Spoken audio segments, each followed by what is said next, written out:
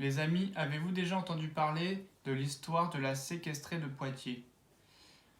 Aujourd'hui, je vais vous la raconter, tout simplement. Voilà.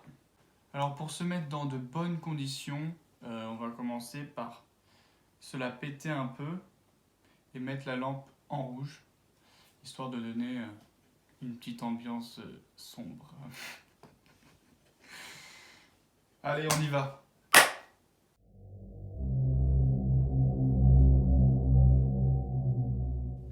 Blanche Monnier, elle naît en 1849 à Poitiers, dans une famille de la bourgeoisie royaliste. Le procureur de Poitiers reçoit une lettre anonyme le 22 mai 1901 qui explique qu'une femme est enfermée dans la maison d'une certaine Madame Monnier depuis maintenant 25 ans, dans des conditions infâmes. Apparemment à Poitiers, à cette époque-là déjà, il y avait des rumeurs concernant une fille de famille bourgeoise qui vivait recluse parce qu'elle était folle. La police n'avait pas assez de détails sur l'affaire, donc je pense qu'ils s'en battaient un peu les couilles. Mais là, avec l'arrivée de cette lettre anonyme, il y avait un nom dessus. Du coup, la police a décidé d'ouvrir une enquête. Le lendemain, 3 gendarmes et un commissaire ont décidé de se rendre sur place chez cette fameuse Madame Monnier. La maison, elle fait 2 étages. Elle est considérée comme grande, luxueuse. Elle ressemble presque à un hôtel particulier. Et il y a un détail que l'un des policiers va remarquer, c'est qu'au 2e étage, les volets étaient fermés.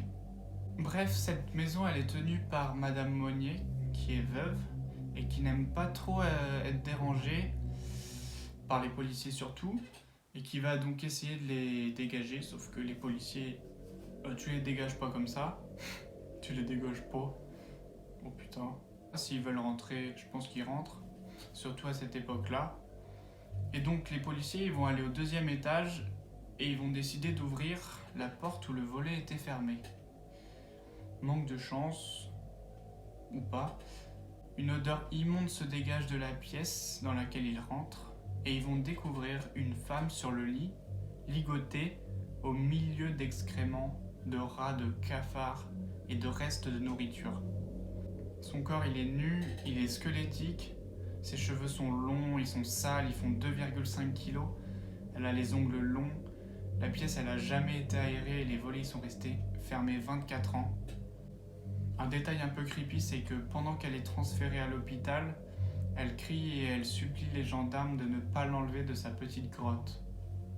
Bref, Blanche Monnier, elle est découverte dans sa chambre le 23 mai 1901, à l'âge de 52 ans. Elle fait 25 kilos et on dit qu'elle est restée séquestrée pendant 25 ans. À l'hôpital, elle reprend vite du poids, mais son état psychologique reste désastreux. Elle a un retard intellectuel et elle a du mal à répondre aux questions.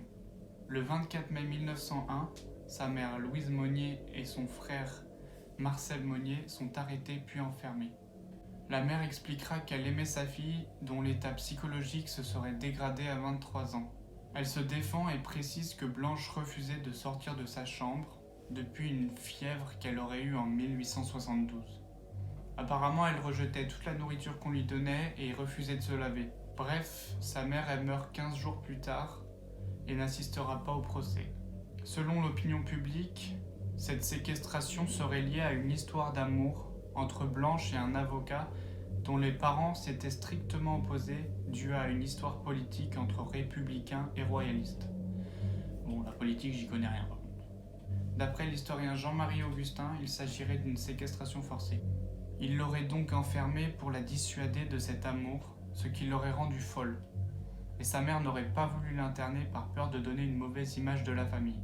Cette histoire, elle n'est pas certaine, mais ce qu'on est sûr, c'est qu'à 22 ans, elle a commencé à mal se nourrir, à perdre la raison, à s'enfermer dans sa chambre, en fermant les volets par peur. Au tribunal, cette histoire d'amour, elle est passée sous silence. Blanche, elle est considérée comme folle. C'est ce que disait déjà l'une des bonnes de la famille. D'après les domestiques, Madame Monnier, elle aimait sa fille. Elle lui a d'ailleurs tout légué à sa mort. Blanche a refusé de s'alimenter, mais sa mère, elle essayait de compenser en lui faisant livrer des repas qu'elle aimait. Son frère Marcel sera jugé le 7 octobre et déclarera avoir déjà essayé de la mettre en hôpital psychiatrique, mais que sa mère ne voulait pas. Il est accusé de violence et voies de fait, et le 11 octobre 1901, il est condamné à 15 mois de prison avant d'être acquitté 6 semaines plus tard. Il s'en sortira parce qu'à l'époque, la notion de non-assistance à personne en danger n'existait pas. Malheureusement, Blanche Monnier, elle ne recouvrera jamais la raison. Elle mourra en 1913 à l'hôpital psychiatrique de Blois, 12 ans après sa libération, sans jamais avoir recouvré la raison. La fameuse lettre anonyme qui a été envoyée au procureur général, elle a été écrite par un militaire qui fréquentait l'une des bonnes de la maison et qui aurait découvert le sort de Blanche. Et on le remercie pour ça. J'espère que cette petite histoire vous aura plu. Si vous avez des questions, n'hésitez pas à me les poser dans les commentaires. Passez un bon week-end, une bonne journée, une bonne nuit, une bonne année.